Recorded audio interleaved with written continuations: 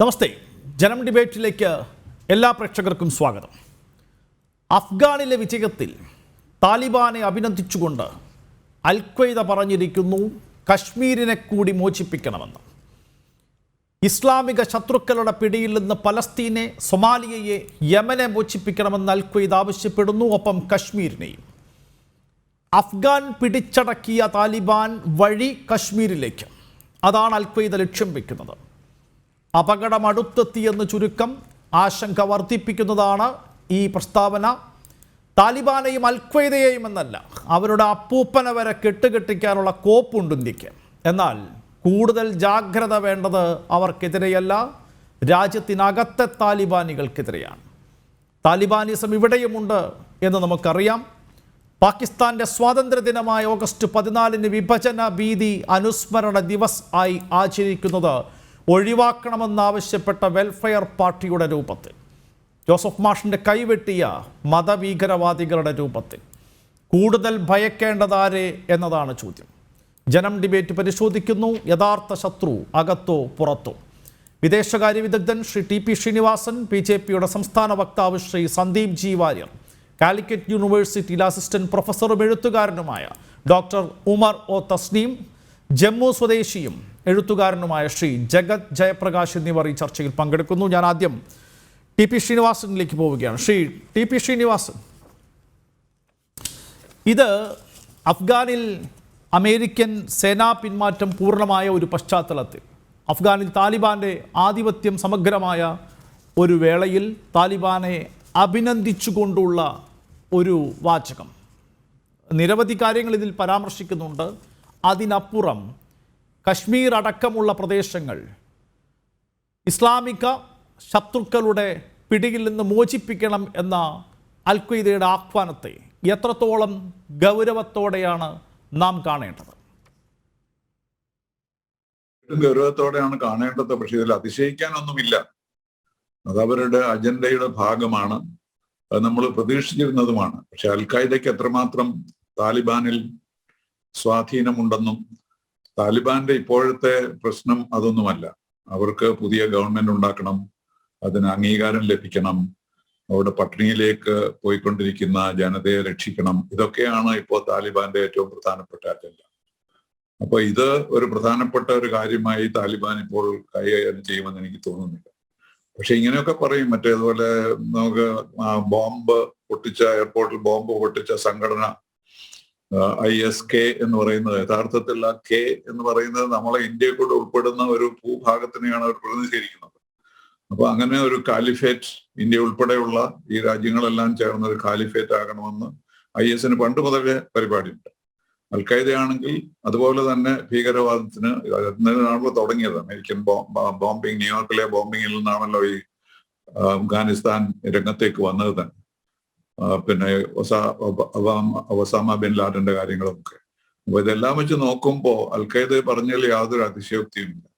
പക്ഷെ എന്താണ് താലിബാൻ ഉദ്ദേശിക്കുന്നത് എന്നുള്ളതാണ്. അവർക്ക് രാജ്യം രക്ഷിക്കുകയാണോ പ്രധാനം, അതോ അൽ-ഖ്വയ്ദ പറയുന്നത് കേൾക്കുകയാണോ എന്നുള്ളതാണ് നമ്മൾ ചിന്തിക്കേണ്ടത്. പക്ഷെ ഇപ്പോൾ നമുക്ക് കിട്ടുന്ന വിവരം, അവരുടെ നമ്മുടെ അംബാസഡർ, ഖത്തറിലുള്ള ഇന്ത്യൻ അംബാസഡർ സന്ദർശിച്ചു. അവര് മൃദുവായ വാക്കുകൾ ഇന്ത്യയെ പറ്റി പറയുന്നുണ്ട്. അപ്പൊ അതിലെല്ലാം എത്ര യാഥാർത്ഥ്യമുണ്ടെന്ന് അറിയില്ലെങ്കിൽ പോലും അവരുടെ ഇപ്പോഴത്തെ ഭാഷയും അവരുടെ നമ്മളോടുള്ള സമീപനവും വ്യത്യസ്തമാണെന്നാണ് നാം ഇപ്പോൾ കാണുന്നത്. ഒരുപക്ഷെ ടാക്ടിക്കൽ ആയിരിക്കാം, കുറച്ച് കഴിയുമ്പോൾ അവർ പിന്നെയും മാറിയെന്ന് വരാം. പക്ഷെ ഇത് നമ്മൾ ശ്രദ്ധിക്കണം, അത് ശരിയാണ്. പക്ഷെ എനിക്ക് തോന്നുന്നില്ല താലിബാന്റെ അജണ്ട അതായിരിക്കും ഇപ്പോൾ എന്ന്.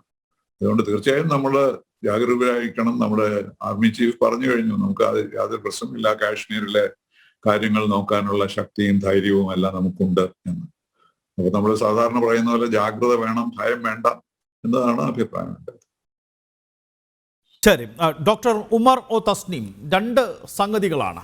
ഒന്നാമത്തേത് ഈ അൽ-ഖ്വയ്ദയുടെ ആഹ്വാനം തന്നെയാണ്. അഭിനന്ദന കത്തിൽ ആണ് ഇസ്ലാമിക ശത്രുക്കളുടെ പിടിയിൽ നിന്നും കശ്മീരിനെ കൂടി മോചിപ്പിക്കണം എന്ന ആഹ്വാനം.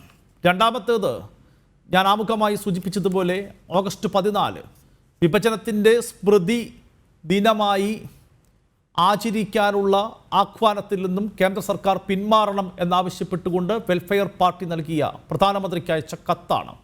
ഈ രണ്ട് വിഷയത്തിലും താങ്കളുടെ നിലപാടെന്താണ്?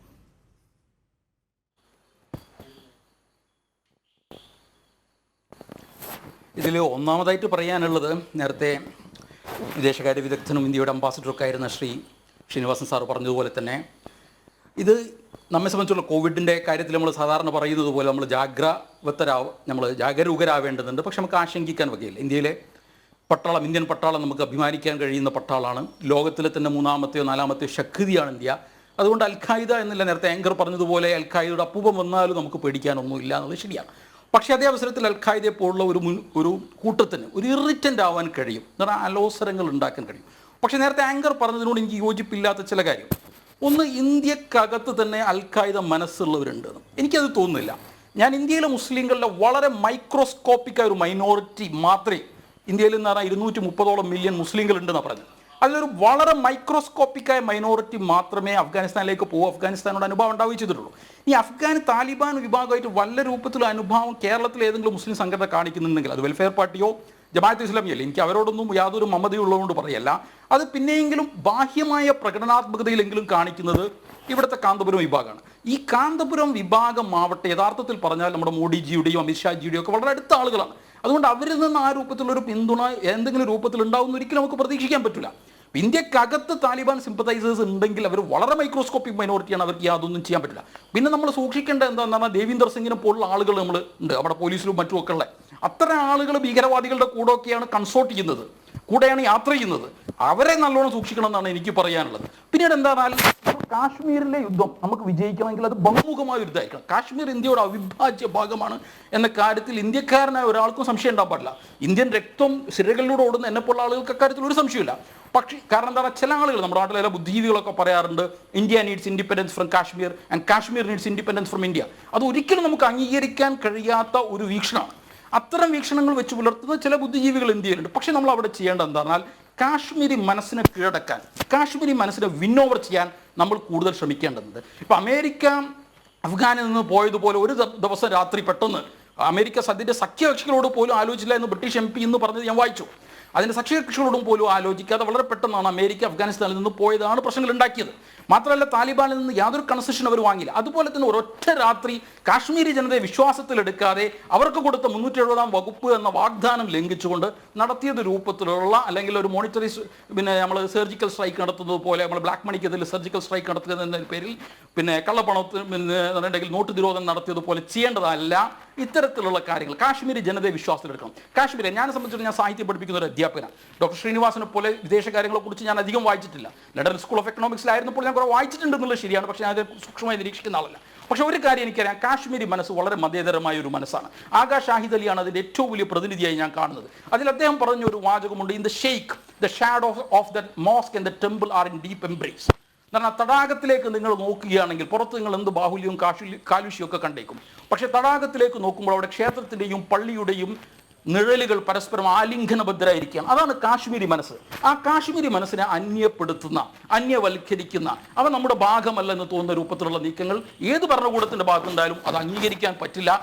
അങ്ങനെ ഒരു നീക്കം കേന്ദ്ര സർക്കാരിന്റെ ഭാഗത്ത് നിന്ന് ഉണ്ടായി എന്നാണോ താങ്കൾ വാദിക്കാൻ ശ്രമിക്കുന്നത്? കശ്മീരിന്റെ മോചനം പൂർണ്ണമായില്ല എന്നാണോ വാദം?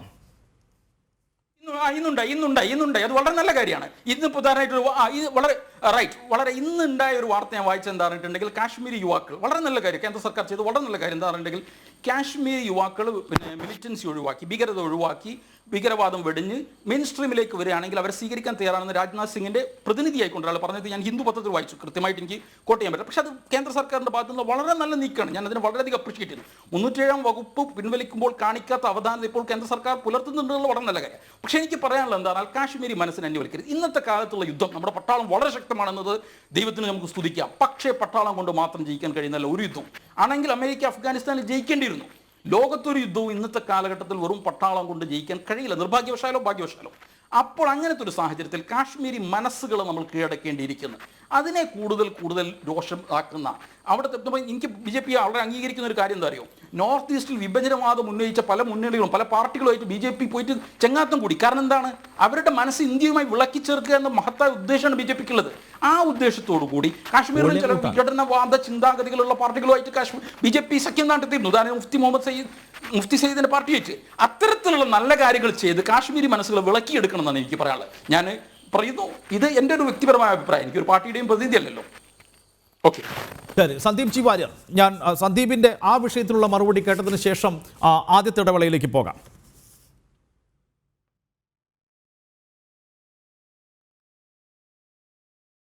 ഒന്ന്, നിലവിലെ സാഹചര്യത്തിൽ അൽ ഖ്വയ്ദ, താലിബാൻ, അതുപോലെ ISI ഈ 3 പേരും ചേർന്നുള്ള ഒരു സഖ്യത്തിൻ്റെ രൂപീകരണത്തിനുള്ള സാധ്യത നമുക്ക് തള്ളിക്കളയാൻ കഴിയില്ല. അത് നേരത്തെ തന്നെ ഉള്ളതാണ്.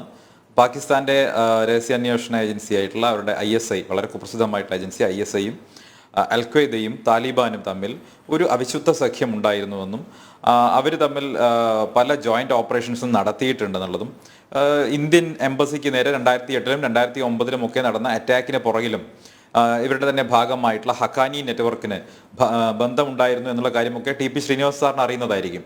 അപ്പോൾ സ്വാഭാവികമായിട്ടും ഇന്ത്യക്ക് തീർച്ചയായിട്ടും ആശങ്കയുണ്ടാക്കുന്ന, ഇന്ത്യയുടെ സുരക്ഷയുമായി ബന്ധപ്പെട്ട് വലിയ ആശങ്കയുണ്ടാക്കുന്ന ഒരു വാർത്ത തന്നെയാണ് പുറത്തു വന്നിട്ടുള്ളത്.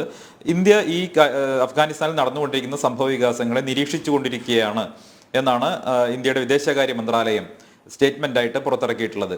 മാത്രമല്ല, കഴിഞ്ഞ ദിവസം ദോഹയിൽ താലിബാന്റെ ആവശ്യപ്രകാരം, താലിബാൻ റിക്വസ്റ്റ് ചെയ്തത് പ്രകാരം ഇന്ത്യൻ എംബസിക്ക് ഉള്ളിൽ വെച്ച് ഇന്ത്യയുടെ അംബാസിഡറുമായി താലിബാന്റെ പ്രതിനിധികൾ കാണുകയും അവരോട് കൃത്യമായിട്ട് ഇന്ത്യയുടെ നിലപാട് അറിയിക്കുകയും ചെയ്തിട്ടുണ്ട്. അതായത് ഇന്ത്യക്കാരുടെ തിരിച്ചുവരവിന് യാതൊരു തരത്തിലുള്ള തടസ്സവും ഉണ്ടാകാൻ പാടില്ല. അതോടൊപ്പം തന്നെ അഫ്ഗാനിസ്ഥാനികളായിട്ടുള്ള അവിടുത്തെ മതന്യൂനപക്ഷങ്ങൾ, ഇന്ത്യയിലേക്ക് വരുന്നവർ, അവരുടെ തിരിച്ചുവരവിനുള്ള തടസ്സങ്ങൾ ഉണ്ടാകാൻ പാടില്ല.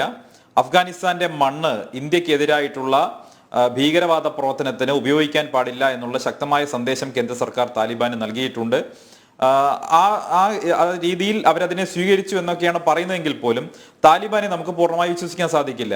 ഇപ്പോൾ താലിബാന് നമുക്കറിയാം, നേരത്തെ ഇന്ത്യൻ എയർലൈൻസിന്റെ 814 ഹൈജാക്ക് ഉണ്ടായ സമയത്ത്, കാന്തഹാർ വിഷയമുണ്ടായ സമയത്ത് 1999-ൽ താലിബാന്റെ നിലപാട് എന്തായിരുന്നു? താലിബാൻ പ്രത്യക്ഷത്തിൽ ഈ ഹൈജാക്കേഴ്സിനോട് യാതൊരു ബന്ധവുമില്ല എന്ന് പറഞ്ഞെങ്കിലും കാന്തഹാറിൽ ഈ വിമാനത്തിന് ചുറ്റും വിമാനവേധ തോക്കുകൾ ഉൾപ്പെടെയുള്ളവ സ്ഥാപിച്ചുകൊണ്ട് ഇന്ത്യ ഒരു കമാൻഡോ ഓപ്പറേഷൻ നടത്തുന്നതിനെ സമ്പൂർണ്ണമായി തടയുകയാണ് ചെയ്തത്. അങ്ങനെ ഇന്ത്യൻ കമാൻഡോസിന് കാന്തഹാറിൽ ഇറങ്ങാൻ കഴിയാത്ത സാഹചര്യം താലിബാൻ സൃഷ്ടിക്കുകയും ഫലത്തിൽ പ്രത്യക്ഷമായി തന്നെ ഈ ഹൈജാക്കേഴ്സിനെ സഹായിക്കുന്ന നിലപാട് സ്വീകരിച്ചു. മാത്രമല്ല, ഇന്ത്യയുമായി സംസാരിച്ചപ്പോൾ അന്ന് താലിബാൻ സ്വീകരിച്ച നിലപാട്, എപ്പോൾ ഈ ഹൈജാക്കേഴ്സ് വിമാനത്തിന് പുറത്തെത്തുമോ ആ സമയത്ത് അവരെ അറസ്റ്റ് ചെയ്യും എന്നുള്ള നിലപാടാണ് സ്വീകരിച്ചതെങ്കിൽ ഈ ഹൈജാക്കേഴ്സ് പുറത്തെത്തി അവരെ പാകിസ്ഥാന്റെ അതിർത്തി വരെ വളരെ സുരക്ഷിതമായി കൊണ്ടുചെന്നാക്കുകയാണ് താലിബാൻ ചെയ്തത്. അതുകൊണ്ട് തന്നെ താലിബാനെ ഒരിക്കലും വിശ്വാസമെടുക്കാൻ സാധിക്കില്ല. മാത്രമല്ല, ISIയും അൽ ഖ്വയ്ദയും അതുപോലെ തന്നെ താലിബാനും തമ്മിലുള്ള ബന്ധം എന്ന് പറയുന്നത് അവരുടെ ഒരു റിലീജിയസ് ഒബ്ലിഗേഷന്റെ കൂടി ഭാഗമാണ്. ഇന്ത്യയെ ആക്രമിക്കുന്ന ശക്തികൾക്ക് സ്വർഗം കിട്ടും എന്ന് വിശ്വസിക്കുന്നവരാണ്. അങ്ങനെയുള്ള ഹദീസുകളുണ്ട്. അപ്പൊ ആ ഹദീസിന്റെ ഭാഗമായി ഗസ്വ ഹിന്ദ് എന്ന ഒരു സങ്കല്പത്തിന്റെ ഭാഗമായി ഇന്ത്യയെ ആക്രമിച്ചു കൊണ്ടേയിരിക്കുക എന്നുള്ളത് നമുക്കറിയാം വളരെ കാലങ്ങളായിട്ട് തുടരുന്ന അവരുടെ പ്രഖ്യാപിത നയമാണ്. പാകിസ്ഥാന്റെയും നയമാണ്. അതുപോലെ തന്നെ അൽ ഖ്വയ്ദയുടെയും അതുപോലെ തന്നെ താലിബാന്റെയും ഒക്കെ മതപരമായിട്ടുള്ള അവരുടെ ഒബ്ലിഗേഷനാണ്. അതുകൊണ്ട് അവർ അതിൽ നിന്ന് പിൻവാങ്ങുമെന്ന് നമുക്ക് വിശ്വസിക്കാൻ വയ്യ. നമുക്ക് വളരെ ജാഗ്രതയോടെ ഇരുന്നേ മതിയാകൂ. ഇത് തീവ്രവാദ സ്വഭാവമുള്ള സംഘടനകളാണ്. പരസ്യമായിട്ടുള്ള യുദ്ധത്തിന് ഒരു പാകിസ്ഥാനോ അല്ലെങ്കിൽ താലിബാനോ ആരും തന്നെ ഇന്ത്യയുമായി നേർക്കുള്ള ഒരു യുദ്ധത്തിന് തയ്യാറാവില്ല എന്ന് നമുക്കറിയാം. അവർക്ക് ഈ തരത്തിലുള്ള ഭീകരവാദ പ്രവർത്തനങ്ങൾ ഉപയോഗിച്ചുകൊണ്ട് ഇന്ത്യയെ തകർക്കാൻ വേണ്ടി മാത്രമാണ് ശ്രമിക്കുക. പ്രത്യേകിച്ച് കാശ്മീരിൽ വലിയ തോതിലുള്ള ഒരു അസ്ഥിരത ഉണ്ടാക്കാനുള്ള ശ്രമം അവർ നടത്താൻ സാധ്യതയുണ്ട് എന്നുള്ളത് മുന്നിൽ കണ്ടുകൊണ്ട് തന്നെയാണ് കേന്ദ്ര സർക്കാർ വളരെ ജാഗ്രതയോടുകൂടിയുള്ള സമീപനം സ്വീകരിച്ചിട്ടുള്ളത്. അതുകൊണ്ട് ഈ നിലവിലെ സാഹചര്യത്തിൽ നമുക്ക് ഇത് ഏത് രീതിയിലേക്ക് പോകുമെന്നുള്ളത് നിരീക്ഷിക്കുക മാത്രമാണ് ഇപ്പോൾ ചെയ്യാനുള്ളത്. അതിനനുസരിച്ചിട്ടുള്ള നയങ്ങൾ, സ്ട്രാറ്റജികൾ, ഇന്ത്യയുടെ സുരക്ഷയുമായി ബന്ധപ്പെട്ട സമീപനങ്ങൾ കേന്ദ്ര സർക്കാർ അതുപോലെ തന്നെ ഇന്ത്യൻ ആർമി, ഇന്ത്യയുടെ സുരക്ഷാ ഏജൻസികൾ ഇവരെല്ലാം സ്വീകരിക്കുമെന്നാണ് ഞാൻ പ്രതീക്ഷിക്കുന്നത്. അങ്ങ് ചോദിച്ച മറ്റു ചില കാര്യങ്ങൾ, ഇവിടെ കാശ്മീരിലെ ആർട്ടിക്കിൾ 370 അബ്രോഗേഷനൊക്കെ ഇപ്പോൾ ചർച്ചയാക്കി കൊണ്ടുവരുന്നത് എന്തിനാണെന്ന് എനിക്ക് മനസ്സിലാകുന്നില്ല. ഈ അമേരിക്കൻ സൈന്യം അഫ്ഗാനിസ്ഥാനിൽ വന്നതും ഇന്ത്യയുടെ ഭാഗമായിട്ടുള്ള കാശ്മീരിൽ ഇന്ത്യൻ സൈന്യം നിലയുറപ്പിച്ചതും തമ്മിൽ എങ്ങനെയാണ് ഈ ചർച്ചയിൽ പങ്കെടുക്കുന്നയാൾക്ക് താരതമ്യപ്പെടുത്താൻ കഴിയുന്നത്? അദ്ദേഹം ഈ മനോഹരമായ വാക്കുകൾ കണ്ട് പുറമേക്കൊക്കെ ഇങ്ങനെ പറഞ്ഞെങ്കിലും ഫലത്തിൽ അദ്ദേഹം സൂചിപ്പിച്ചത് എന്താ? ഇന്ത്യയുടെ ഏതൊരു അധിനിവേശമാണ് എന്നാണോ? ഇന്ത്യൻ സൈന്യം, ഞാൻ ചോദിക്കട്ടെ, അവിടെ കാശ്മീരിൽ ആർട്ടിക്കിൾ 370 ഒരു രാത്രി അങ്ങ് എടുത്തു മാറ്റി എന്ന് പറയുമ്പോൾ ഞാൻ ചോദിക്കട്ടെ, അദ്ദേഹം പറയുന്നത് കാശ്മീരികൾ കൊടുത്ത ഡോക്ടർ ഉമർ പറഞ്ഞത് മുഴുവൻ ഞങ്ങൾ കേട്ടു. സന്ദീപ് പറഞ്ഞ് അവസാനിപ്പിക്കട്ടെ ഡോക്ടർ ഉമർ. അതിനുശേഷം ഞാൻ ഉമറിന് സംസാരിക്കാനുള്ള അവസരം നൽകാം. സന്ദീപ് പറഞ്ഞ് അവസാനിപ്പിക്കട്ടെ. ഡോക്ടർ ഉമർ പ്ലീസ് സന്ദീപ് പറഞ്ഞ് അവസാനിപ്പിക്കട്ടെ. സന്ദീപിന്റെ വാദം പൂർത്തിയാക്കട്ടെ. അതിനുശേഷം ഡോക്ടർ ഉമർ പറയുന്നത് ഞാൻ കേൾക്കാം. ആദ്യത്തെ നരേന്ദ്രമോദി സർക്കാർ ഭരിക്കുന്ന കാലത്ത് അവിടെ ഉണ്ടായിരുന്നു. അപ്പോൾ അത് അധിനിവേശമായിരുന്നോ? You can't justify your words like this. താങ്കൾക്ക് പറയാനുള്ള അവസരം നൽകാം ഡോക്ടർ ഉമർ. നമ്മൾ ചർച്ച ആരംഭിച്ചിട്ടേ ഉള്ളൂ. സന്ദീപിന്റെ വാർത്ത കംപ്ലീറ്റ് ചെയ്യട്ടെ. സന്ദീപ് കംപ്ലീറ്റ് ചെയ്യട്ടെ പ്ലീസ്. ഇങ്ങനെ വൈകാരികമായി സംസാരിക്കുന്നത് ഡോക്ടർ ഉമർ. ഞാൻ എന്താണ് പറഞ്ഞതെന്ന് എന്റെ വായിൽ തിരികാൻ നിങ്ങൾക്ക് അവകാശമല്ല. ഞാൻ ഈ ചർച്ച നിങ്ങൾ പറയുന്നത് ഞാൻ പറഞ്ഞത് ഞാൻ ഉദ്ദേശിക്കുന്നില്ല. നിങ്ങളെ പോലെ തന്നെ ദേശസ്നേഹമുള്ള ഒരു ഇന്ത്യക്കാരനാണ് ഞാൻ. അതാരും ചോദ്യം ചെയ്തിട്ടില്ല ഡോക്ടർ ഉമർ. താങ്കളുടെ ദേശസ്നേഹത്തെ ആരും ചോദ്യം ചെയ്തിട്ടില്ല. അല്ല, ഞാൻ ചർച്ചയുടെ ജനാധിപത്യം നമുക്ക് താങ്കൾ മുന്നോട്ട് വെച്ച പോയിന്റ്സ് മുഴുവൻ ഞങ്ങൾ കേട്ടു. സന്ദീപ് പറയാനുള്ളത് പറയട്ടെ. അതിനുശേഷം താങ്കൾക്ക് വിയോജിക്കാം. ചർച്ചയുടെ ജനാധിപത്യം അല്ല, നിങ്ങൾ എന്താണ് ഉദ്ദേശിക്കുന്നത്? ഞാൻ ചോദ്യരൂപേണാണ് ചോദിച്ചത്, അതല്ലാതെ ഞാനൊരു സ്റ്റേറ്റ്മെന്റ് ആയിട്ടല്ല പറഞ്ഞത്. നിങ്ങൾ എന്തിനാണ് സന്ദീപ് പറയാനുള്ളത് പറയട്ടെ.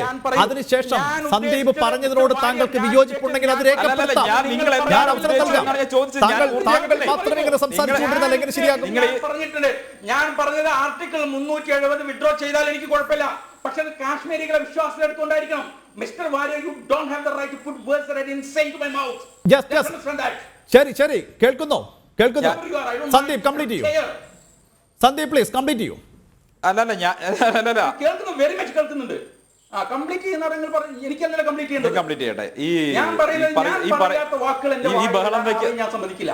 ഞാൻ കാശ്മീർ ഇന്ത്യയുടെ അവിഭാജ്യ ഘടകമാണെന്ന് വിശ്വസിക്കുന്നു. എന്റെ ദേശസ്നേഹം വാര്യറിന്റെതിനേക്കാൾ നല്ലതാണെന്ന് വിശ്വസിക്കുന്നു. വാര്യറിനെ പോലുള്ള രാഷ്ട്രീയക്കാരുടെ ദേശസ്നേഹമല്ല എന്റേത്. അതൊക്കെ ഞാൻ പറയുന്നത്. ശരി, താങ്കളുടെ ദേശസ്നേഹത്തെ ഈ ചർച്ചയിൽ ആരും ചോദ്യം ചെയ്തില്ല ഡോക്ടർ ഉമർ.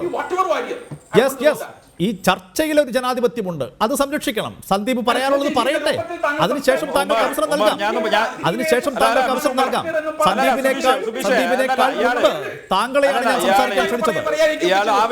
ഡോക്ടർ ഉമർ ശരിയല്ല. പറയാത്ത കാര്യം എന്റെ വായിൽ തിരികരുത് മിസ്റ്റർ വാര്യർ. അല്ലല്ല, സന്ദീപ് പറയൂ. ഞാൻ നിങ്ങൾ പറയാത്ത കാര്യം, ഞാൻ നിങ്ങൾ പറയാത്ത ഒരു കാര്യവും പറയാൻ ഉദ്ദേശിച്ചിട്ടില്ല.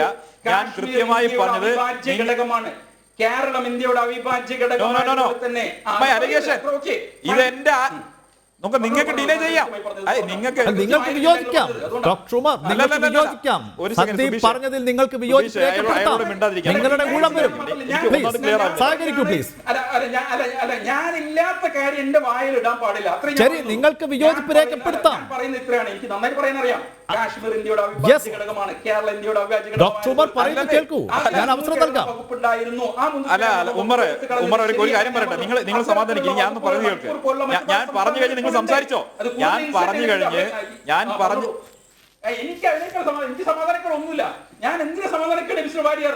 നിങ്ങൾ വാര്യർ ഒരു രാഷ്ട്രീയക്കാരനാണ്. ഞാൻ പറഞ്ഞു കഴിഞ്ഞതിന് ശേഷം സംസാരിക്കൂ. ഡോക്ടർ ഉമർ ഞാൻ പറയുന്നത് കേൾക്കൂ. സന്ദീപ് പറഞ്ഞ് അവസാനിപ്പിക്കട്ടെ. നിങ്ങൾ ഇങ്ങനെ ഒരാൾ സംസാരിക്കുമ്പോൾ ഇടപെടല്ലേ? ഞാൻ പറയാത്തത് പറയരുത്. സന്ദീപ് ഞാൻ ഇടപെടല്ലോ. പക്ഷെ ഞാൻ പറയാത്തത് പറഞ്ഞു തരരുത്. അപ്പോൾ ഇടപെടേണ്ടി വരും. ഓക്കെ മിസ്റ്റർ ഉമർ, ഞാൻ പറഞ്ഞ് കേൾക്കുന്നുണ്ടോ? സുമർ, എന്റെ അലിഗേഷൻ എന്ന് പറയുന്നത് നിങ്ങൾ അമേരിക്ക ഒരു വിദേശ രാഷ്ട്രം അഫ്ഗാനിസ്ഥാനിൽ വന്ന് ചുവടുറപ്പിച്ചതിനെ കാശ്മീരുമായി താരതമ്യം ചെയ്തു എന്നുള്ളതാണ് എന്റെ അലിഗേഷൻ. അത് തെറ്റാണ് എന്നുള്ള എന്റെ അലിഗേഷനാണ്. നിങ്ങൾ ഇവിടെ നിഷേധിച്ചോ? നിങ്ങൾ ആ താരതമ്യം ചെയ്ത് ശരിയായില്ല എന്നുള്ളത് എന്റെ അലിഗേഷൻ. 1. 2, ആർട്ടിക്കിൾ 370 ഒരു കാലത്തും കാശ്മീരിന് ഇന്ത്യ അല്ലെങ്കിൽ കാശ്മീരിലെ ജനങ്ങൾക്ക് ഇന്ത്യ ഒരു വാഗ്ദാനമായി കൊടുത്തിട്ടില്ല.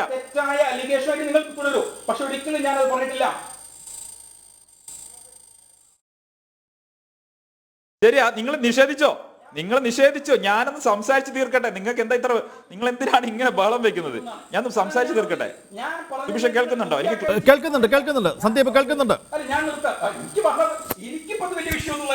അല്ല, ഇങ്ങനെ ഒരാൾ സംസാരിക്കുമ്പോൾ മറ്റൊരാൾ ഇടപെട്ടുകൊണ്ട് ബഹളമുണ്ടാക്കുന്നത് ശരിയല്ല. നമുക്ക് ഈ ചർച്ചയിൽ വളരെ ജനാധിപത്യപരമായി ഈ സംവാദം മുന്നോട്ട് കൊണ്ടുപോകാം. അങ്ങനെ തന്നെ കൊണ്ടുപോകണമെന്ന് ആഗ്രഹിക്കുന്ന ആൾ കൂടിയാണ് ഞാനും. അതുകൊണ്ടാണ് സന്ദീപ് പറഞ്ഞതിൽ ഡോക്ടർ ഉമർ താങ്കൾക്ക് വിയോജിപ്പുണ്ടെങ്കിൽ അത് രേഖപ്പെടുത്താം, അതിനുള്ള അവസരം നൽകാം എന്ന് ഞാൻ വീണ്ടും പറഞ്ഞത്. എന്തായാലും 8 മണിക്ക് മുമ്പ് എനിക്കൊരു ഇടവേളയിലേക്ക് പോകേണ്ടതുണ്ട്. അതിനുശേഷം നമുക്ക് ഇതേ ചർച്ചയിലേക്ക്, ഇതേ വിഷയത്തിലേക്ക് പെട്ടെന്ന് തിരിച്ചെത്താം. ഇടവേള.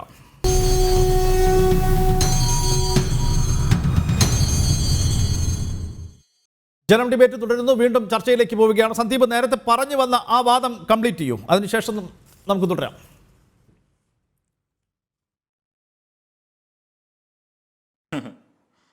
അല്ല, ഇവിടെ ഞാൻ നേരത്തെ പറഞ്ഞതും കൂടി ആവർത്തിക്കാൻ ആഗ്രഹിക്കുകയാണ്. ഈ അമേരിക്കയുടെ അഫ്ഗാനിലെ ഇടപെടൽ, ആ ഇടപെടലിനെ ഇന്ത്യയുടെ കാശ്മീർ പോളിസിയുമായി, ഇന്ത്യയുടെ ഡിഫൻസ് പോളിസിയുമായി ഇക്വേറ്റ് ചെയ്യാൻ ശ്രമിച്ചതിനെയാണ് ഞാൻ അങ്ങനെ ശ്രമിച്ചു എന്നുള്ളതായിരുന്നു എൻ്റെ അലിഗേഷൻ. അങ്ങനെ അത് അദ്ദേഹം ചെയ്തിട്ടില്ലെങ്കിൽ അദ്ദേഹത്തിനെ നിഷേധിക്കാനുള്ള എല്ലാ അധികാരവും ഉണ്ട്. അദ്ദേഹത്തിന്റെ സമയം വരുന്ന സമയത്ത് അദ്ദേഹത്തിന്റെ വാദം അവതരിപ്പിക്കാം. പക്ഷെ അതിന് പകരം അദ്ദേഹം കിടന്ന് ബഹളം വെച്ച് എന്തിനാന്ന് എനിക്ക് മനസ്സിലായിട്ടില്ല. 1. 2, അദ്ദേഹം ആർട്ടിക്കിൾ 370 എന്തിനാ ഇങ്ങോട്ട് വലിച്ചു കൊണ്ടുവന്നത്? അതുകൊണ്ടാണ് ഞാൻ പറയുന്നത്, നമ്മൾ താലിബാനും അഫ്ഗാനിസ്ഥാനും ഒക്കെ ചർച്ച ചെയ്യുന്ന സമയത്ത് എന്തിനാണ് ആർട്ടിക്കിൾ 370 കൊണ്ടുവരുന്നത്? അപ്പൊ ഇന്ത്യയുടെ പോളിസിയുമായി ബന്ധപ്പെട്ട കാര്യങ്ങൾ എന്തിനാണ് നിങ്ങൾ ഇങ്ങോട്ട് കൊണ്ടുവരുന്നത്? അപ്പൊ സ്വാഭാവികമായിട്ടും അതൊരു ഇക്വേറ്റ് ചെയ്യലാണ് എന്നുള്ളത് വ്യക്തമാണ്.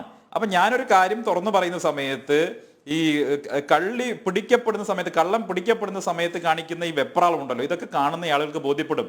ഞാൻ കുറെ കാലമായി ഈ പണിയെടുക്കാൻ തുടങ്ങിയിട്ട്. അപ്പോൾ സ്വാഭാവികമായിട്ടും ഇത്തരം കാര്യങ്ങൾ മനസ്സിലാവും. ബഹളം വെച്ചത് കൊണ്ടോ അവിടെ കിടന്ന് ഷൗട്ട് ചെയ്തുകൊണ്ടൊന്നും ഞാൻ എന്റെ വാദത്തിന് പിന്മാറാൻ പോകുന്നില്ല.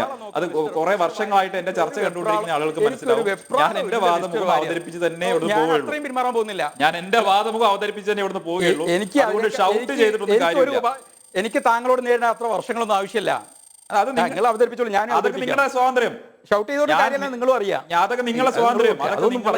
നിങ്ങൾക്ക് അല്ല, നിങ്ങൾക്ക് പറഞ്ഞോളൂ. പക്ഷെ ഞാൻ പറയാത്തത് എന്റെ പേര് നിലപാട് സ്വീകരിക്കാം. ഞാൻ നിങ്ങളുടെ നിലപാടിനെയാണ് എതിർക്കുന്നത്. നിങ്ങൾ ഞാൻ പറയുന്നത് നിലപാടിനെയാണ് എതിർക്കുന്നത്. അത് സ്വാഭാവികമായിട്ട് ചർച്ചയിൽ എന്റെ വാദമായിട്ട് അവതരിപ്പിക്കാൻ എനിക്ക് സ്വാതന്ത്ര്യമുണ്ട്. സംസാരിക്കുന്നതിന് തടസ്സപ്പെടുന്നതിൽ അതൊരു മാന്യതയല്ല എന്ന് നിങ്ങൾ പറയാൻ ആഗ്രഹിക്കുകയാണ്. പക്ഷേ ഡോക്ടർ ഉമർ, 2 മിനിറ്റ് പ്ലീസ്. ഞാൻ താങ്കളിലേക്ക് വരാം. ഞാൻ ടി.പി. ശ്രീനിവാസിന് ശേഷം താങ്കളിലേക്കാണ് വന്നത്. പിന്നീടാണ് സന്ദീപിലേക്ക് പോയത്. സന്ദീപ് ഒന്ന് പറഞ്ഞ് അവസാനിപ്പിക്കട്ടെ. താങ്കൾ അതിനനുവദിക്കൂ. Okay, right. ഓ, പറഞ്ഞോളൂ. ഓ, വെരി മച്ച്. ഈ ആർട്ടിക്കിൾ 370 ഒരിക്കലും കാശ്മീരി ജനതയ്ക്ക് ഇന്ത്യ കൊടുത്ത വാഗ്ദാനമേ അല്ല. കാശ്മീരിനെ ഇന്ത്യയുമായി ലയിപ്പിക്കുന്ന സമയത്ത് ഉണ്ടാക്കിയിട്ടുള്ള ഇൻസ്ട്രുമെന്റ് ഓഫ് ആക്സേഷനിൽ എവിടെയും ആർട്ടിക്കിൾ 370 കൊടുക്കാന്ന് പറഞ്ഞിട്ടില്ല. അതൊരു സ്വാഭാവികമായിട്ടുള്ള ലയന പ്രക്രിയയായിരുന്നു. പക്ഷെ അതിനുശേഷം ഉണ്ടാക്കിയിട്ടുള്ള സവിശേഷമായിട്ടുള്ള ഒരു കാശ്മീരിന് ചില പ്രത്യേക അധികാരങ്ങൾ കൊടുത്തു. ആ ആർട്ടിക്കിൾ 370യുടെയും 35A ഒരൊറ്റ കാരണമായിരുന്നു കാശ്മീരിൽ ഉണ്ടായിരുന്ന ഭീകരവാദത്തിന്റെ അടിത്തറ എന്ന് പറയുന്നത്. ഈ ആർട്ടിക്കിൾ 370 ആയിരുന്നു കാശ്മീരിലെ ഭീകരവാദത്തിന്റെ ഏറ്റവും വലിയ അടിത്തറ. കാശ്മീരിനെ ഇന്ത്യയുമായി അകറ്റി നിർത്തിയിരുന്ന കാര്യം നോക്കൂ. ഇപ്പോൾ ആർട്ടിക്കിൾ 370 അബ്രോഗേറ്റ് ചെയ്തതിനു ശേഷം 35A പോയതിനു ശേഷം ഉണ്ടായ മാറ്റങ്ങൾ എന്തൊക്കെയാ കാശ്മീരിലെ കണക്കെടുത്ത് പരിശോധിക്കൂ. കഴിഞ്ഞ ഈ 1 വർഷക്കാലം ഏകദേശം ഭീകരവാദ പ്രവർത്തനങ്ങളിൽ 50% കുറവ് വന്നിട്ടുണ്ട്. അവിടെ നമ്മുടെ യൂസഫ് അലി അടക്കമുള്ളവർ പോയി, ലുലു ഗ്രൂപ്പ് അടക്കമുള്ളവർ പോയി അവിടെ നിന്ന് കാർഷികോൽപ്പന്നങ്ങൾ ശേഖരിക്കാൻ തുടങ്ങി. ആപ്പിൾ അടക്കമുള്ളവ ശേഖരിച്ചുകൊണ്ട് ദുബായ് അടക്കമുള്ള മിഡിൽ ഈസ്റ്റ് രാജ്യങ്ങളിലെ കമ്പോളങ്ങളിലേക്ക് നമ്മുടെ ലുലു ഗ്രൂപ്പ് യൂസഫ് അലി സാഹിബ് അദ്ദേഹം കയറ്റി അയക്കുകയാണ്. അതുപോലെ തന്നെ നിരവധിയായിട്ടുള്ള സ്ഥാപനങ്ങൾ അങ്ങോട്ട് വരുന്നു. അവിടെ എംപ്ലോയ്മെന്റ് ഓപ്പർച്യൂണിറ്റി ക്രിയേറ്റ് ചെയ്യപ്പെട്ടിരിക്കുന്നു. അവിടുത്തെ യുവാക്കൾ ഭീകരവാദ പ്രവർത്തനങ്ങളിൽ നിന്ന് പിൻവാങ്ങി തുടങ്ങിയിരിക്കുന്നു. എന്തിനേറെ വർഷങ്ങൾക്ക് ശേഷം, പതിറ്റാണ്ടുകൾക്ക് ശേഷം ആദ്യമായി ശ്രീകൃഷ്ണ ജയന്തി കാശ്മീരിലെ ലാൽ ചൗക്കിൽ ആഘോഷിച്ചു. ദേശീയ പതാക ഉയർത്താൻ ഒരു കാലത്ത് തടസ്സമുണ്ടായിരുന്ന സ്ഥലത്ത് ഇന്ന് ശ്രീകൃഷ്ണ ജയന്തി ആഘോഷിക്കുന്നു, ദേശീയ പതാക ഉയർത്തുന്നു. അത് മാത്രമാണോ? ഇവിടെ കാശ്മീരിലെ തീവ്രവാദത്തിന്റെ പോസ്റ്റർ ബോയ് ആയിട്ട് പ്രത്യക്ഷപ്പെട്ടിരുന്ന ഒരാളായിരുന്നു ബുർഹാൻ വാണി.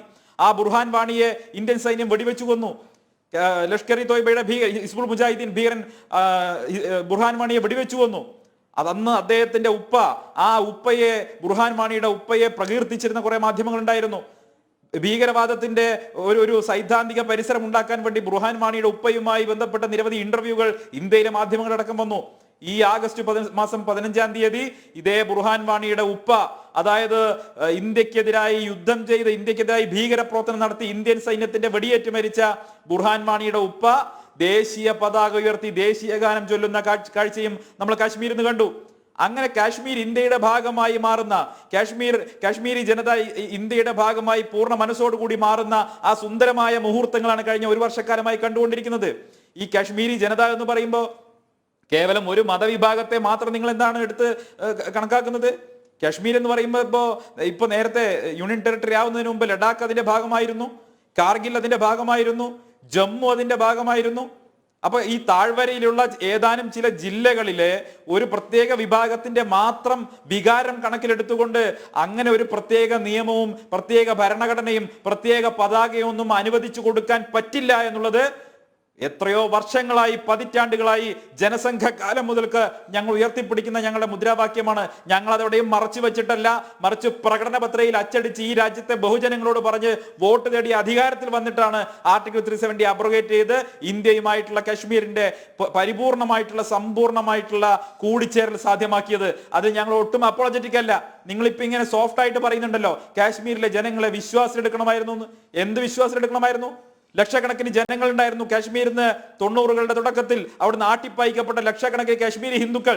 അവരെ വിശ്വാസത്തിലെടുക്കാൻ നിങ്ങളിപ്പോ ഈ സൈദ്ധാന്തിക പരിസരം ചമയ്ക്കുന്ന ആരെങ്കിലും അന്നത്തെ ഗവൺമെന്റുകളെ ഉപദേശിച്ചോ? അവർക്ക് വേണ്ടി എന്തെങ്കിലും ചെയ്യാൻ നിങ്ങൾ പറഞ്ഞോ? ഇല്ലല്ലോ. ഒരു തുള്ളി കണ്ണീര് നിങ്ങൾ അവർക്ക് വേണ്ടി ഒഴുക്കിയോ? ഇല്ലല്ലോ. പലസ്തീന് വേണ്ടി ഷേഫ് ഗാസ പറഞ്ഞു നടക്കുന്ന ആരെങ്കിലും ഈ കാശ്മീരി പണ്ഡിറ്റുകളെ സേവ് ചെയ്യാൻ വന്നിരുന്നോ? രംഗത്ത് വന്നിരുന്നോ? ഇല്ലല്ലോ. നിങ്ങൾക്ക് ആർക്കും ഒരു സങ്കടം ഉണ്ടായിരുന്നില്ലല്ലോ. ഇന്ന് ആ കാശ്മീരി പണ്ഡിറ്റുകൾ തിരിച്ച് പോകാൻ തയ്യാറെടുക്കുന്നു. പലരും അവിടെ തിരിച്ചുപോയി അവരുടെ ഭൂമി അവർ വീണ്ടും ഒക്യുപ്പൈ ചെയ്യുന്നു. ഇതൊക്കെ വരുന്ന സമയത്ത് നിങ്ങൾക്ക് വലിയ ബുദ്ധിമുട്ടാണ്. ആർക്കാ ബുദ്ധിമുട്ട്?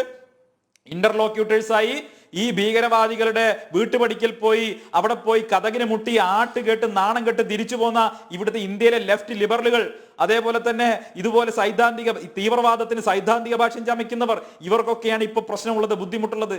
ഇതേ ആളുകളാണ് ഓഗസ്റ്റ് 14 ഇപ്പൊ നേരത്തെ സുബീഷ് ചോദിച്ചതുപോലെ ഈ വിഭജനത്തിന്റെ ദുരന്തം ആചരിക്കുന്നതിനെതിരായിട്ട് രംഗത്ത് വരുന്ന ഇവരാണ്. കാരണം അങ്ങനെ അങ്ങനെ ആചരിച്ചു കഴിഞ്ഞാൽ ആ വിഭജനത്തിന്റെ സമയത്ത് കൊല്ലപ്പെട്ട ലക്ഷക്കണക്കിന് മനുഷ്യാത്മാക്കളുണ്ട്. അവരുടെയൊക്കെ കൊലപാതകത്തിന് ഇവരുടെയൊക്കെ പല ആളുകളും ഉത്തരവാദിത്തം പറയേണ്ടി വരും. അങ്ങനെ ഒരു ഭയം ആവശ്യത്തിന് പിറകിലുണ്ടോ എന്നത് കൂടി നമുക്ക് വരും സമയങ്ങളിൽ പരിശോധിക്കാം. സന്ദീപ്, ഞാനൊന്ന് ഇടപെടുകയാണ്. കശ്മീരിലെ നിലവിലെ അവസ്ഥ എന്ത് എന്ന് വിശദീകരിക്കും ശ്രീ ജഗത് ജയപ്രകാശ് എന്നാണ് ഞാൻ പ്രതീക്ഷിക്കുന്നത്. അദ്ദേഹം ജമ്മുവിൽ തന്നെ ജോലി ചെയ്യുന്ന ആളാണ്. ജഗത്തിലേക്ക് പോകുന്നതിന് മുമ്പ് ശ്രീ ടി.പി. ശ്രീനിവാസൻ ഒരു 5 മിനിറ്റ് കൂടിയേ ഈ ചർച്ചയിൽ ഉണ്ടാകൂ എന്നറിയിച്ചിട്ടുണ്ട്. അദ്ദേഹത്തിന് മറ്റൊരു ചർച്ചയിൽ പങ്കെടുക്കേണ്ടതുണ്ട് അതുകൊണ്ട് ഞാൻ ടി.പി. ശ്രീനിവാസനിലേക്ക് ഒരിക്കൽ കൂടി പെട്ടെന്നൊന്ന് പോവുകയാണ്. ശ്രീ ടി.പി. ശ്രീനിവാസൻ, നേരത്തെ പറഞ്ഞതുപോലെ ഇത് താലിബാൻ ഇപ്പോൾ അനവധി പ്രശ്നങ്ങൾ ഉണ്ട്. അപ്പോൾ തൽക്കാലം കശ്മീർ ഒരു അജണ്ടയാകണം എന്നില്ല. പക്ഷേ അൽ-ഖ്വയ്ദയ്ക്കും താലിബാനും ഇഷ്ടവിഭവമായി കശ്മീർ ഇപ്പോഴും തുടരുന്നുണ്ട്. ആ യാഥാർത്ഥ്യത്തെ എങ്ങനെയാണ് ഇന്ത്യ അടക്കമുള്ള രാജ്യങ്ങൾ ഫേസ് ചെയ്യേണ്ടത്? ഒപ്പം രാജ്യത്തിനകത്തും ആ സ്വപ്നം താലോലിക്കുന്നവരുണ്ടെങ്കിൽ അതിനെ ആഭ്യന്തരമായി എങ്ങനെയാണ് നേരിടേണ്ടത്? അതെ, നമ്മുടെ കാശ്മീരിനെ പറ്റി ഞാൻ പറഞ്ഞു കഴിഞ്ഞു. പക്ഷെ മറ്റൊരു ചോദ്യം ഉന്നയിച്ചിരുന്നത് താലിബാൻ എത്രമാത്രം പിന്തുണ ഇന്ത്യക്കുള്ളിൽ ലഭിക്കുന്നുണ്ട് എന്നുള്ള ചോദ്യമാണ് താങ്കൾ ചോദിച്ചത്. അതിന് മറുപടി അതൊരു വലിയ പ്രശ്നമായിട്ട് ഞാൻ കാണുന്നില്ല. കാരണം 2001 ആക്രമണ കാലത്തൊക്കെ അൽ ഖൈദ ലോകത്തിന്റെ മുമ്പിൽ വളരെയധികം കണ്ടുകൊണ്ടിരുന്ന ആ കാലഘട്ടത്തിൽ ഞാനന്ന് വാഷിങ്ടണിലായിരുന്നു. ഞങ്ങൾ എപ്പോഴും പറയാറുള്ള ഒരു കാര്യം, ഇന്ത്യയിൽ ഇത്രയും 150 മില്യൺ മുസ്ലിംസ് ഉണ്ടെങ്കിലും അദ്ദേഹം 230 എന്ന് പറഞ്ഞു, 230 ആണെന്ന് എനിക്ക് തോന്നുന്നില്ല, 150 മില്യൺ. അപ്പോൾ അവര് ഉണ്ടെങ്കിലും യൂറോപ്പിൽ നിന്നും മറ്റു രാജ്യങ്ങളിൽ നിന്നും ഒക്കെ അൽ ഖൈദയിൽ പലരും വന്ന് ചേർന്നിട്ടുണ്ടെങ്കിലും ഇന്ത്യയിലെ ഒരൊറ്റ മുസ്ലിം പോലും അൽ ഖൈദയിൽ ഉണ്ടായിരുന്നില്ല എന്ന് ഞങ്ങൾ വളരെ അഭിമാനത്തോടുകൂടി പറയാറുണ്ടായി. അത് അമേരിക്കക്കാർ സമ്മതിക്കുകയും ചെയ്തു. അവരൊരിക്കലും അതിനെ ഡിസ്പ്യൂട്ട് ചെയ്തിരുന്നില്ല. പക്ഷെ ആ കാലഘട്ടമല്ല ഇപ്പോൾ. പലതരത്തിൽ നേരിട്ട് പോയതായാൽ കൊള്ളാം, അല്ലെങ്കിൽ ഏതെങ്കിലും ജോലിക്ക് വേണ്ടി പോയിട്ട് അതിൽ അപകടത്തിൽ പെട്ടുപോയാലും കൊള്ളാം. കുറെ ആളുകൾ കേരളത്തിൽ നിന്ന് തന്നെ പല ഇതുപോലെയുള്ള സ്ഥലങ്ങളിൽ പ്രവർത്തിക്കുന്നുണ്ട് എന്നുള്ള വാർത്ത നമുക്കറിയാം. നമ്മുടെ ഡയറക്ടർ ജനറൽ പോലീസ് പറയുന്നുണ്ടായിരുന്നു, കഴിഞ്ഞ വർഷങ്ങളായിട്ട് ഇതൊരു വലിയ പ്രശ്നമാണ് കേരളത്തിൽ നിന്നുള്ളത്. പക്ഷെ അത് യഥാർത്ഥത്തിൽ ഇന്ത്യക്കെതിരായി പ്രവർത്തിക്കാനാണോ അവർ പോകുന്നത്, അതോ ജോലിക്ക് പോകുന്ന പോലെ പോയിട്ട് എന്തെങ്കിലും അപകടത്തിൽ പെട്ടുപോയിട്ട് പിന്നെ തിരിച്ചു വരാൻ സാധ്യതയാണോ എന്ന് എനിക്കറിയില്ല. പക്ഷെ അതൊരു പ്രശ്നമായി എനിക്ക് തോന്നുന്നില്ല. ഇന്ത്യയെ സംബന്ധിച്ചിടത്തോളം കാശ്മീരിന്റെ കാര്യം പറയുമ്പോൾ നമ്മുടെ ഇന്ത്യക്കുള്ളിലുള്ള ഹിന്ദുക്കളായാലും മുസ്ലിംസ് ആയാലും ഒരേ അഭിപ്രായക്കാരാണെന്നാണ് ഞാൻ വിശ്വസിക്കുന്നത്. അതിൽ ചില വ്യത്യാസങ്ങൾ ഉണ്ടെങ്കിൽ അത് നമ്മൾ അവരുമായിട്ട് സംസാരിക്കുകയും മനസ്സിലാക്കുകയും ചെയ്യേണ്ടതായിട്ടുണ്ട്. അതാണിപ്പോൾ പ്രധാനമന്ത്രി തന്നെ ഈ അഭിപ്രായക്കാരെ ഒക്കെ കാശ്മീരിലുള്ളവരുമായിട്ട് തന്നെ സംസാരിച്ചു കഴിഞ്ഞു. അപ്പൊ നമ്മൾ ആ വഴിയിലേക്കാണ് പോകുന്നത്, ഒരു സംയമനത്തിന്റെയും അതുപോലെ ഒരു സമവായത്തിന്റെയും വഴിയിലേക്കാണ് നമ്മൾ പോകുന്നത്. അതുകൊണ്ട് ഇതിനെ ഒരു വലിയ പ്രശ്നമായി നമ്മൾ കാണരുത്. കേരളത്തിൽ ധാരാളം പോയിരിക്കുന്നു എന്നൊരു ഒരു പാനിക് ഉണ്ടാകേണ്ട ആവശ്യമൊന്നുമില്ല. ഇങ്ങനെ കുറച്ചു പേർക്ക് ആ അഭിപ്രായങ്ങൾ കാണുമായിരിക്കും. അത് ഒരു ഒറ്റപ്പെട്ട സംഭവമായി എടുക്കുകയും അതൊരു വലിയ ഇന്ത്യക്കുള്ളിൽ ഒരു വലിയ മൂവ്മെന്റ് ആയി കാണുകയും ചെയ്യേണ്ട ആവശ്യമില്ല എന്നാണ് എനിക്കിപ്പോൾ തോന്നുന്നത്. ശരി, നന്ദി ശ്രീ ടി.പി. ശ്രീനിവാസൻ. ഇത്രയും സമയം ഞങ്ങളുമായി ഈ വിഷയത്തിൽ സംബന്ധിച്ചതിന്. ശ്രീ ജഗത് ജയപ്രകാശ്, കശ്മീരിൻ്റെ മാറ്റം ഏതെല്ലാം തലങ്ങളിൽ, ഏതെല്ലാം ഘട്ടങ്ങളിൽ, എത്രത്തോളം അത് സാധ്യമായിട്ടുണ്ട്, എത്രത്തോളം അത് പൂർണ്ണമാണ്? നേരത്തെ പറഞ്ഞതുപോലെ കശ്മീർ ജനതയെ വിശ്വാസത്തിലെടുക്കാതെയാണ് കേന്ദ്ര സർക്കാർ ആ രീതിയിലുള്ള ഇടപെടൽ നടത്തിയത് എന്ന വാദത്തോട് ജമ്മുവിൽ ഉള്ള ഒരാൾ എന്ന നിലയ്ക്ക് താങ്കൾ യോജിക്കുന്നു, വിയോജിക്കുന്നു?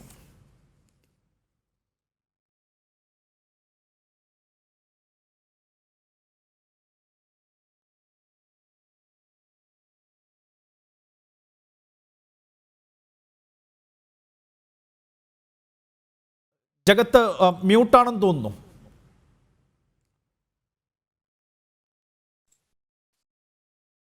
പൊതുവെ ജമ്മു കാശ്മീരുമായിട്ട് ബന്ധപ്പെട്ടുള്ള ഏത് ചർച്ച വന്നു കഴിഞ്ഞാൽ ഇപ്പോഴത്തെ ഒരു ട്രെൻഡാണ് 370 എന്നുള്ള ഒരു വാദഗതി മുന്നോട്ട് കൊണ്ടുവന്ന് അതിനെപ്പറ്റി വീണ്ടും വീണ്ടും ഇങ്ങനെ വാദങ്ങളും പ്രതിവാദികളും ഉന്നയിക്കുക എന്നുള്ളത്. അപ്പോൾ ഇപ്പോൾ തന്നെ നമ്മുടെ ചർച്ചയിൽ ഒരു അരമണിക്കൂറോളം സമയം ഇതിന്റെ പുറത്ത് നമ്മൾ ചെലവാക്കുകയുണ്ടായി. പക്ഷെ അതിന്റെ കോർ സബ്ജക്റ്റിലേക്ക് നമ്മൾ വന്നിട്ടില്ല. അപ്പോൾ ജമ്മു നിവാസി എന്നുള്ള നിലയിൽ ഇവിടുത്തെ കാര്യങ്ങൾ വളരെ പ്രതീക്ഷയ്ക്ക് വകയുള്ള രീതിയിലാണ് ഇവിടെ കാര്യങ്ങളെല്ലാം ഇപ്പോൾ നടന്നുകൊണ്ടിരിക്കുന്നത്. കാരണം ആത്യന്തികമായിട്ട് ഇവിടെ എന്താണ് സംഭവിച്ചതെന്ന് വെച്ച് കഴിഞ്ഞാൽ 75 വർഷത്തോളമായി നമുക്ക് സ്വാതന്ത്ര്യം കിട്ടിയിട്ട്. അപ്പോൾ സ്വാതന്ത്ര്യം കിട്ടി ഇത്രയും ചുരുങ്ങിയ നാളിനുള്ളിൽ തന്നെ നമുക്ക് കാശ്മീരിന്റെ ഒരു ഒരു സവിശേഷത കാരണം അങ്ങോട്ട് നമുക്ക് വികസന പ്രവർത്തനങ്ങളൊന്നും നടത്താൻ പറ്റിയില്ലായിരുന്നു. അപ്പൊ അതിനാൽ നമ്മൾ ഇവിടെ ഈ 370 എന്നുള്ള വകുപ്പ് ഇവിടെ കൊണ്ടുവന്ന ഈ പ്രശ്നങ്ങളെല്ലാം തൂത്തെറിയുക എന്നുള്ള ഒരു ധീരമായ നടപടി നരേന്ദ്രമോദി സർക്കാർ കൈക്കൊള്ളുകയുണ്ടായി. അതിനെ ചുറ്റിപ്പറ്റി ഇവിടെ സംഭവിച്ചത് പ്രധാന മാറ്റങ്ങൾ ഇവിടെ സംഭവിച്ചതെന്ന് വെച്ചാൽ ഇവിടെ അടിസ്ഥാന സൗകര്യ വികസനം വലിയ രീതിയിൽ നടന്നിട്ടുണ്ട്. ഇവിടെ തന്നെ റോഡായാലും റെയിൽവേ ആയാലും പിന്നെ കാശ്മീരിലെ ജനതയെ മൊത്തത്തിൽ ഇന്ത്യയിലെ മുഖ്യധാരയിലേക്ക് കൊണ്ടുവരിക. അതേപോലെ തന്നെ വിദ്യാഭ്യാസ രംഗത്ത് വൻ കുതിച്ചുചാട്ടമാണ് ഇവിടെ സംഭവിച്ചിരിക്കുന്നത്. എയിംസ്, IIT, IIM, അതുപോലെ തന്നെ പ്രൈവറ്റ് മേഖലയിൽ ധാരാളം വിദ്യാഭ്യാസ സ്ഥാപനങ്ങൾ തുടങ്ങിയതെല്ലാം ഇവിടെ വരുന്നുണ്ട്. അപ്പം ഇങ്ങനത്തെ ഉള്ള ഒരു സാഹചര്യത്തിൽ ചില തിക്താനുഭവങ്ങളൊക്കെ ഇവിടെ ജനങ്ങൾക്ക് അനുഭവിക്കേണ്ടി വന്നു കഴിഞ്ഞാലും ആത്യന്തികമായിട്ട് നോക്കുമ്പോൾ ഇത് കാശ്മീരിന്റെ ഒരു കുതിച്ചുചാട്ടത്തിനാണ് ഇത് ഒരു ഊർജം പകരുന്നത്. അപ്പോൾ മുമ്പേ ഇവിടെ സംസാരിച്ച ഡോക്ടർ ഉമർ പറഞ്ഞെന്ന് വെച്ചാൽ കാശ്മീരിലെ ജനതയെ അല്ലെന്നുണ്ടെങ്കിൽ അവിടെയുള്ള ഒരു പ്രത്യേക വിഭാഗത്തില് ഒരിക്കലും സർക്കാർ ഉദ്ദേശിച്ചിട്ടില്ല, അല്ലെങ്കിൽ അവരെ കൂടെ നിർത്തിയിട്ടില്ല. അതൊക്കെ വളരെ ബാലിശ്യമായ വാദമാണ്. അങ്ങനത്തെ ഒന്നും ഇവിടെ പറയേണ്ട കാര്യമില്ല. കാരണം ജമ്മു കാശ്മീർ എന്നുള്ള സംസ്ഥാനത്ത് ഏകദേശം 65% മാത്രം മുസ്ലിങ്ങൾ ഉള്ളതാണ്. അവിടെ 35% ഹിന്ദുക്കളും മറ്റുള്ള വിഭാഗങ്ങളും ഇവിടെ താമസിക്കുന്നുണ്ടോ. ഈവൻ ലഡാക്ക് ഭാഗത്ത് ബുദ്ധന്മാരാണ് കൂടുതലായിട്ടുള്ളത്. അപ്പോൾ ഒരു പ്രത്യേക ഒരു മതവിഭാഗത്തിന് പീഡിപ്പിക്കാൻ വേണ്ടിയിട്ടോ അല്ലെ ഇന്ന ഒരാൾക്കാർ പീഡിപ്പിക്കാൻ വേണ്ടിയിട്ടാവുമ്പോൾ 35% വരുന്ന ജനങ്ങൾക്കും അത് പീഡനമായിട്ട് തോന്നണമല്ലോ. അപ്പൊ ആ ആൾക്കാർ ഇപ്പം ഈ പറയുന്ന പോലെ കാശ്മീരിൽ നിന്നുള്ള ചില പൊളിറ്റീഷ്യൻസ്, ചില ആൾക്കാർ മാത്രം ഇതിനെ ഒറ്റതിരിഞ്ഞ് ഇതിനെ പറ്റി സംസാരിക്കുമ്പോൾ ഇവിടുന്നും ജമ്മുവിൽ നിന്നോ ലഡാക്കിൽ നിന്നോ ഒറ്റ ഒരാൾ പോലും ഇതിനെതിരെ എതിർത്ത് സംസാരിച്ചിട്ടില്ല. അപ്പോൾ നമ്മളത് ശ്രദ്ധിക്കേണ്ട ഒരു കാര്യം എന്ന് വെച്ചാൽ ഇതൊരു അത്ര മോശമായിട്ടുള്ള സംഭവമാണ്. 370 മാറ്റുക എന്നുള്ള ഇവിടുന്ന് BJPക്ക് 3 MP മാരുണ്ടല്ലോ. അപ്പൊ അവർക്ക് ഇതിനോട് വിയോജിപ്പ് വരണ്ടേ? ഈവൻ PMOയിൽ ഇരിക്കുന്ന ഉദ്ധംപൂർ MP ആയ ജിതേന്ദ്ര സിംഗ്, അദ്ദേഹം PMOയുടെ മിനിസ്റ്റർ ഓഫ് സ്റ്റേറ്റ് ആണ്. അദ്ദേഹം ഇവിടെ വളരെ എന്താ പറയുന്നത് ജനങ്ങളുമായിട്ട് വളരെ അടുത്ത് ഇടപഴകുന്ന ഒരു നേതാവാണ്. അദ്ദേഹത്തിന് പോലും ഈ പറയുന്ന പോലെ വർഷങ്ങളായിട്ട് അദ്ദേഹത്തിന്റെ കുടുംബക്കാരും എല്ലാം ഇവിടെ അനുഭവിച്ചുകൊണ്ടിരിക്കുന്ന പല പ്രത്യേക എന്താ പറയുന്നത് പ്രിവിലേജസും ഇതോട് 370 കൂടി പോവുകയാണ്. അപ്പൊ അദ്ദേഹത്തിന് അതിന് വിഷമം വരണ്ടേ? അദ്ദേഹം രാജിവെക്കണ്ടേ ഒരു ജമ്മുക്കാരൻ എന്നുള്ള നിലയിൽ? ഒരിക്കലുമില്ല. കാരണം ഇതിന്റെ വകുപ്പ് 370 ഈ പറയുന്ന പോലെ ഈ മേമ്പൊടിയായിട്ട് കിടക്കുന്ന ചില പ്രശ്നങ്ങൾ അത് മാറ്റിവെച്ചു കഴിഞ്ഞാൽ ഇതിന് കിട്ടുന്ന ഗുണഫലം വളരെ കൂടുതലാണ്. ഇനി നമ്മൾ ചർച്ച ചെയ്തുകൊണ്ടിരിക്കുന്ന വിഷയത്തിലേക്ക് വരികയാണെന്നുണ്ടെങ്കിൽ ജമ്മു കാശ്മീരിനെ സംബന്ധിച്ചിടത്തോളം എത്രത്തോളം ഭയപ്പെടണം, അല്ലെന്നുണ്ടെങ്കിൽ ഇവിടെ താമസിക്കുന്നവർക്ക് താലിബാൻ അവിടെ നടത്തിയ മുന്നേറ്റം എത്രത്തോളം ആശങ്ക തരുന്നു എന്ന് നമ്മൾ മനസ്സിലാക്കുന്നുണ്ട്. കുറച്ച് കണക്കുകൾ എനിക്കിവിടെ മുന്നോട്ട് വെക്കേണ്ടതുണ്ട്. എന്താണ് താലിബാന്റെ കയ്യിൽ ഇന്നിരിക്കുന്ന വെപ്പൺസ്? അതാണ് നമ്മൾ ജസ്റ്റ് ഞാൻ കുറച്ച് കണക്കുകൾ ഞാൻ ഇവിടെ നോട്ട് ചെയ്ത് വെച്ചിട്ടുണ്ട്. അതൊന്ന് ഞാൻ ചെറുതായിട്ടൊന്ന് സൂചിപ്പിക്കാം. അമേരിക്ക എന്ന് പറയുന്നത് ലോകത്തിലെ ഇന്നോവേഷന്റെ തലസ്ഥാനമാണ്. അവിടാണ് എല്ലാ വിധത്തിലുള്ള എന്താ പറയുന്നത് ഇന്നോവേഷൻ നടക്കുന്നത്. മോസ്റ്റ് മോഡേൺ വെപ്പൺസ് എല്ലാം അമേരിക്കയിൽ റിലീസ് ആവും. അതിനുശേഷം മാത്രമേ ലോകത്തിന്റെ പല കോണിലും എത്തത്തുള്ളൂ. കാരണം റിസർച്ച് ആൻഡ് ഡെവലപ്മെന്റിന് അമേരിക്കയെ കടത്തിവെട്ടാൻ ഇന്നും ഒരു ശക്തിക്കും, ഈ പ്രപഞ്ചത്തിലുള്ള ഒരു ശക്തിക്കും കാരണം അത്യാധുനികമായ വെപ്പൺസ് ആണ് അവരുടെ കയ്യിലിരിക്കുന്നത്. ഒരു ഉദാഹരണത്തിന് പറയുകയാണെങ്കിൽ ഇപ്പോൾ ഇന്നലെ 31-ാം തീയതി രാത്രി 12 മണിക്ക് ലാസ്റ്റ് അമേരിക്കൻ വിമാനവും കാബൂൾ എയർപോർട്ടിൽ നിന്ന് പോവുകയുണ്ടായി. അതോടുകൂടി ഹമീദ് കർസായി ഇന്റർനാഷണൽ എയർപോർട്ട് താലിബാന്റെ കൺട്രോളിൽ ഫുള്ളായി മാറുകയുണ്ടായി.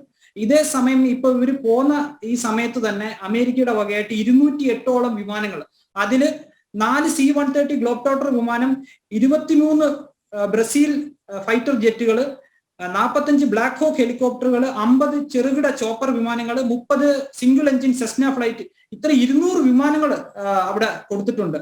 അല്ലെ, അവർ ഉപേക്ഷിച്ച ശേഷമാണ് പോകുന്നത്. ഇപ്പം ഈ 200 വിമാനം എടുത്ത് താലിബാൻ ഉപയോഗിക്കാൻ പറ്റുമെന്ന് ഞാൻ പറയുന്നില്ല. അതിൽ തന്നെ ഇന്നലെ അവർ പോകാൻ നേരത്ത് 70-75 വിമാനങ്ങൾ അവർ നിർജ്ജീവമാക്കിയ ശേഷമാണ് പോയത്. അതിനുശേഷം ഇനി കുറച്ചുകൂടെ നമ്മൾ ഇൻഫെൻട്രി വിഭാഗത്തിലേക്ക് വരുവാന്നുണ്ടെങ്കിൽ 6 ലക്ഷം ലൈറ്റ് ഇൻഫെൻട്രിയാണ് അവിടെ ഉപേക്ഷിച്ചിരിക്കുന്നത്. അതായത് M16 കാർബൈൻ പോലുള്ള മാരക പ്രഹരശേഷിയുള്ള തോക്കുകൾ 6 ലക്ഷത്തോളം അവരവിടെ ഉപേക്ഷിച്ചിട്ടുണ്ട്.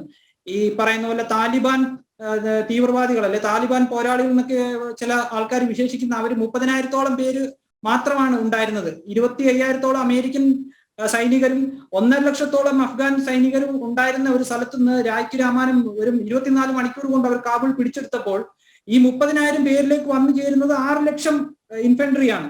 അതോടുകൂടി 60,000 നൈറ്റ് വിഷൻ ഗോഗിൾസ്, അത് അതിമാരകമായിട്ടുള്ള ഒരു വെപ്പണാണ് നൈറ്റ് വിഷൻ. കാരണം കാശ്മീരും അഫ്ഗാനും എല്ലാം ഏകദേശം ഒരേ ടെറൈനാണ്. വളരെയധികം എന്താ പറയുന്ന ഹൈ ആൾട്ടിറ്റ്യൂഡ് വാർഫെയർ ആണ് അവിടെ നടക്കുന്നത്. അങ്ങനെയുള്ള സ്ഥലത്ത് 60,000 നൈറ്റ് വിഷൻ ഗോഗിൾസ് ഇവർക്ക് കിട്ടുക എന്ന് വെച്ച് കഴിഞ്ഞാൽ അത് ഭയങ്കര ഒരു വലിയൊരു ഒരു നേട്ടമായിട്ട് തന്നെ പറയേണ്ടി വരും. അതുപോലെ തന്നെ 1,62,000 കമ്മ്യൂണിക്കേഷൻ ഡിവൈസസ്, റേഡിയോ പോലെയുള്ള കമ്മ്യൂണിക്കേഷൻ ഡിവൈസസ് 1,62,000 അമേരിക്കൻ മെയ്ഡ് അവരവിടെ ഉപേക്ഷിച്ചിട്ട് പോയി. അതുപോലെ തന്നെ എടുത്തു പറയേണ്ട ഒരു വസ്തുത എന്ന് വെച്ചാൽ AK-47, പഴയ റഷ്യയുടെ AK-47 ആയിരുന്നു താലിബാൻ ഇത്രനാൾ ഉപയോഗിച്ചുകൊണ്ടിരുന്നെങ്കിൽ ഇനിയിപ്പോൾ അവർക്ക് ഏറ്റവും അത്യാധുനികമായിട്ടുള്ള M16 അമേരിക്കൻ റൈഫിൾ അവരുടെ കയ്യിൽ വന്നെത്തിച്ചേരും. അതിന്റെ കൂടെ തന്നെ വളരെ മാരക പ്രഹരശേഷിയുള്ള റഷ്യൻ നിർമ്മിത D30 122 mm ആർട്ടിലറി ഗണ്ണ്, അതിന്റെ കൂടെ തന്നെ 1 ലക്ഷത്തോളം റോക്കറ്റുകളും 30 ലക്ഷം റൗണ്ട് വെടിയുണ്ടകളും അമേരിക്ക അവിടെ ഉപേക്ഷിച്ചിട്ടായിരുന്നു പോയത്. അത്രയൊക്കെ ഉണ്ട് ശേഷി. എന്തായാലും നമുക്ക് ആ കണക്കുകളിലേക്ക് തിരിച്ചു വരാം ജഗത്ത്. എനിക്ക് അടുത്ത ഇടവേളയിലേക്ക് പോകാൻ സമയമായതുകൊണ്ടാണ് ഞാൻ ഇടപെടുന്നത്. ഇടവേളയിലേക്ക് പോകുന്നു. അതിനുശേഷം ഞാൻ ഡോക്ടർ ഉമറിലേക്കും സന്ദീപിലേക്കും തിരിച്ചു വരാം.